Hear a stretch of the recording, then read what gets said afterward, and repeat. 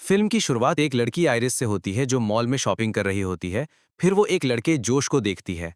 जोश भी उसे देख रहा होता है और दोनों पहली नज़र में एक दूसरे से प्यार कर बैठते हैं और फिर साथ रहने लगते हैं। दोनों साथ में कई दिन गुजारते हैं। एक दिन जोश उसे अपने साथ एक ट्रिप पर ले जाता है।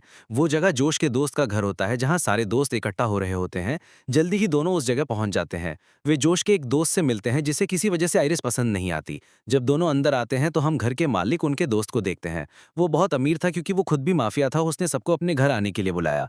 हम देखते हैं एक लड़का पैट्रिक और उसका दोस्त जो दोनों एक दूसरे से बहुत प्यार करते थे। अब लड़के होने के बावजूद उनका प्यार कैसे हुआ इसका जवाब हमें बाद में मिलेगा। खैर ऐसे ही उनकी रात गुजरती है। ये लोग खूब पीते हैं, नाचते हैं और बहुत मजे करते हैं। अगली सुबह आइरिस और जोश घर के पास नदी के बारे में बात कर रहे थे। आइरिस ने उससे कहा चलो वहां चलते हैं, मजा आएगा। जोश ने जवाब दिया तुम जा सकती हो, मैं नहाकर बाद में आऊंगा।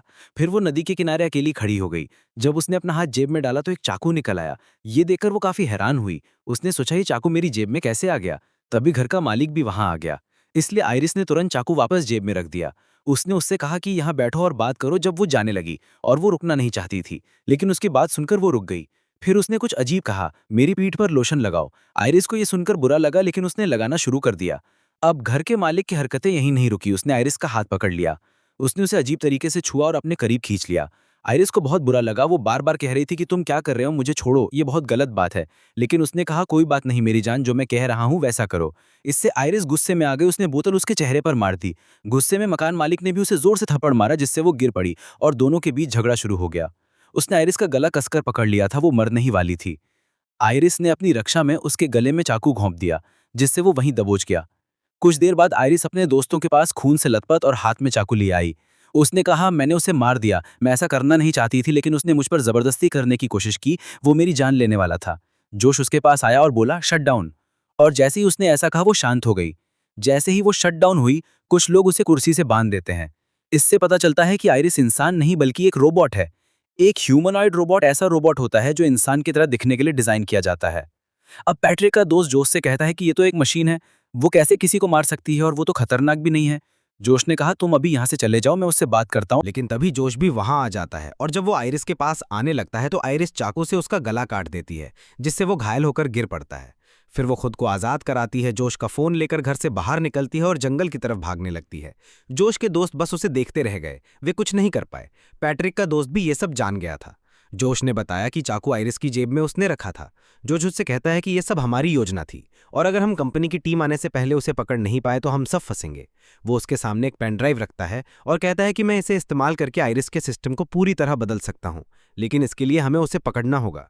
अब जोश पैट्रिक के दोस्त को वो पैसे दिखाता है जिनके लिए उन्होंने मकान मालिक को मार दिया था।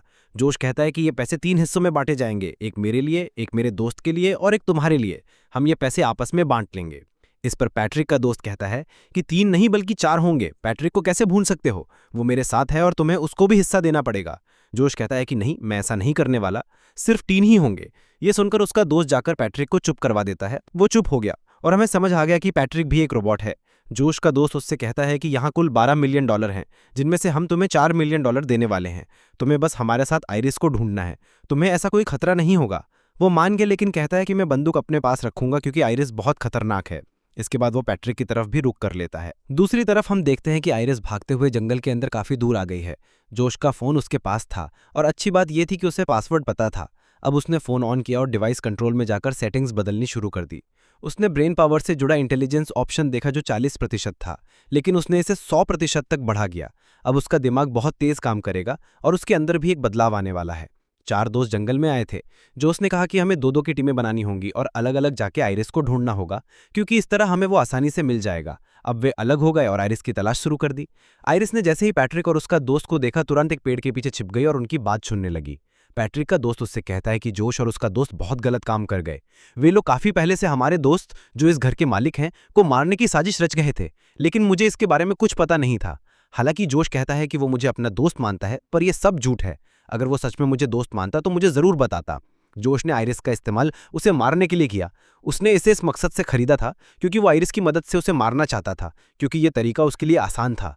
और अब जब वो फंस गया है तो मुझे यहाँ से निकल जाना चाहिए। मैं तुम्हारे पास फिर कभी नहीं आऊंगा, क्योंकि अब मैं भी जीना चाहता हूँ। जैसे ही कॉल कट गई, जोश पैट्रिक के पास दौड़ा। उसने अपने दोस्त का फोन लिया और पैट्रिक की सेटिंग्स में बदलाव करने लगा। उसका गुस्सा 100% बढ़ा दिया। ये बदलाव करने के बाद उसने पैट्रिक को रीस्टार्ट किया और जब पैट्रिक ने फिर से अपनी आंखें खोली तो इस बार जोश उसके सामने था। अब इन दोनों के बीच प्यार और दोस्ती हो गई और पैट्रिक ने जोश से प्यार करना शुरू कर दिया। जोश ने उससे कहा, तुम मुझसे साथ रहना चाहते हो, है ना? तुम अलग नहीं रह सकते, है ना? लेकिन आयरिस हमें अलग करना चाहती है, तुम्हें जाकर उसे रोकना होगा।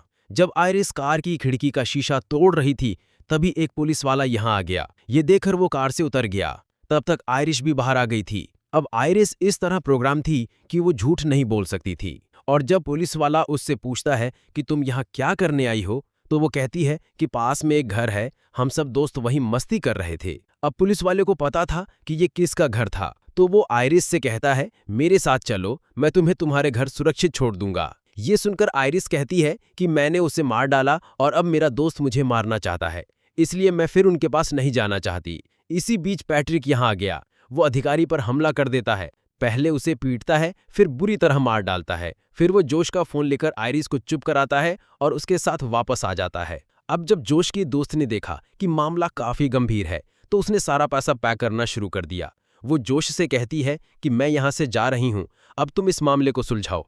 जोश कहता है कि तुम मुझे अकेला नहीं छोड़ सकती, मैंने तेरे लिए मकान मालिक की जान ले ली, अब तुझे भी मेरे साथ रहना पड़ेगा, समझा? पर वो नहीं मानती, जिद करके यहाँ से जाने लगती है। तब जोश उसे रोकने की कोशिश करता है।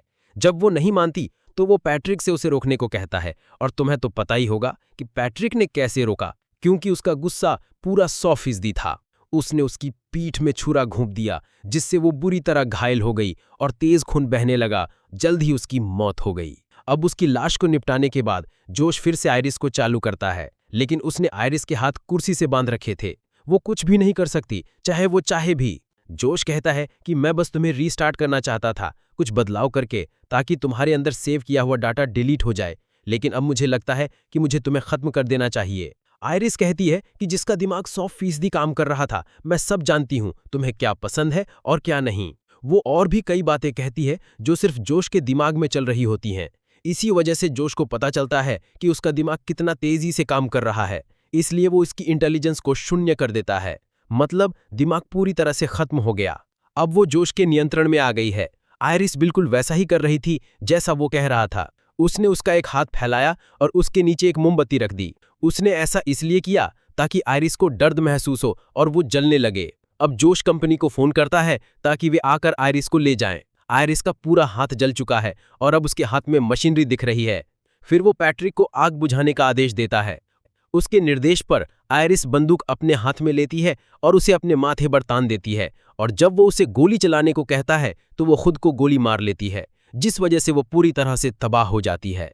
कुछ समय बाद जब रोबोटिक कंपनी की टीम आयरिस को लेने आई तो उसने एक झूठी कहानी सुनाई और पैट्रिक को पुलिस वाले का भेष बदलकर गवाह बनाने को कहा। वो जोश से सहमत हो रहा था, इसलिए कंपनी की टीम उस पर विश्वास कर गई। लेकिन एक टीम के सदस्य ने भी कहा कि सच जो भी होगा हम पता लगा लेंगे, क्योंकि हमने हर रोबोट के अंदर एक डिवाइस लगाया है जिसमें सब कुछ रिकॉर्ड होता है ताकि धोखाधड़ी ना हो सके। अच्छी बात यह है कि यह डिवाइस निकाला जा सकता है क्योंकि गोली आयरिस के सिर में लगी है। यह डिवाइस कमर के पीछे लगा होता है। ये सुनते ही जोश काफी तनाव में आ गया, क्योंकि अगर डिवाइस मिल गया तो उसकी सच्चाई सबके सामने आ जाएगी। कंपनी की टीम आयरिस को अपनी वैन में बिठाकर ले जाने लगी और सिस्टम रिबूट शुरू किया। लेकिन आयरिस के जाने से पहले पैट्रिक उनके सामने आ गया। उसने ड्राइवर को गोली मार दी और उसे मौत के घाट उतार दिया। दूसरा आदमी ये देखकर डर गया और अपनी जान बचाने के लिए जंगल की तरफ भाग गया। जैसे ही आयरिस का रीस्टार्ट पूरा हुआ, वो होश में आई। पैट्रिक भी जंगल में दूसरे कर्मचारी के पास पहुंच चुका था और उसकी बंदूक की गोलियां खत्म हो गई थी, तो उसने गला दबाना शुरू कर दिया। इसी बीच आयरिस भी वहां आ गई। उसने पैट्रिक पर हमला किया, लेकिन उसे कोई नुकसान नहीं हुआ, बल्कि पैट्रिक ने आयरिस को थप्पड़ मारा और गिरा दिया, फिर आगे हमला करने लगा। फिर आयरिस कहती है कि जोश ने तुम्हारी यादें मिटा दी हैं, वो तुम्हारा दोस्त नहीं है, बल्कि तुम्हें यूं ही इस्तेमाल कर रहा है जैसे उसने मुझसे किया था।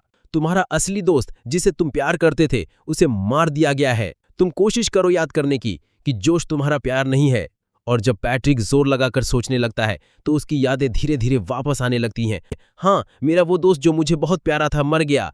वो इस सदमे को सहन नहीं कर पाया और खुद को खत्म कर लिया। अब आयरिस कंपनी के एक और कर्मचारी से कहती है कि मुझे तुम्हारी मदद चाहिए। फिर वो कर्मचारी सिस्टम में वैसे बदलाव करता है जैसा आयरिस चाहती थी। इसके बाद आयरिस जोश के पास जाती है।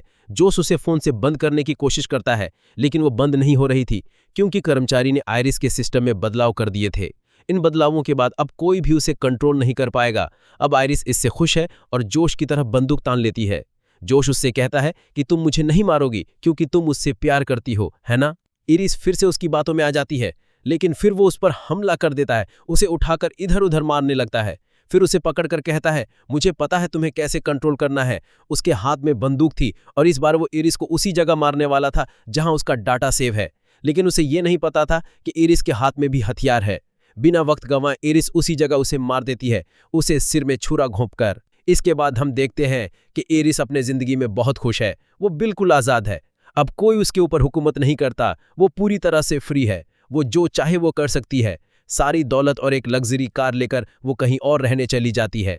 उसे उम्मीद है कि उसकी नई जिंदगी बहुत खुशहाल होगी। इसी सीन के साथ इस फिल्म की कहानी खत्म होती है। मूवी पसंद आई हो तो वीडियो को लाइक और चैनल को सब्सक्राइब करें।